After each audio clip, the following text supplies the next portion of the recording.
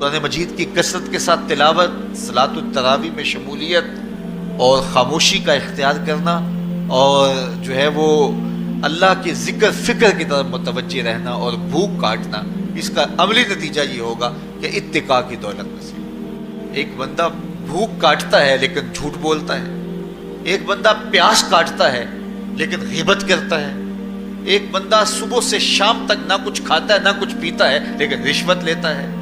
پھر مجھے بتائیے اس نے روزہ کیا رکھا؟ یہ روزہ ایک مشق ہے، ہمارے سامنے مرغن غذا موجود ہے، ہمارے پاس سامنے ٹھنڈا مشروب موجود ہے، اور ہمیں مشق کرنے کی تلقین کی گئی کہ تمہیں بھوک ہے، شدت کی پیاس ہے، لیکن صبر کر کے دکھاؤ تم نہیں لوگے، یہ تمہاری مشق ہے۔ تو پھر جو حرام ہوگا، اللہ کی طرف سے ممنوع ہوگا، تو اس کو تم کس طرح لوگے جب تمہاری یہ مشق ہو چکی؟ لیکن ہم اس مشق کے اندر ہی جب ان سے نہیں رکیں گے تو پھر ہمارا روزہ ہی نہیں ہوگا۔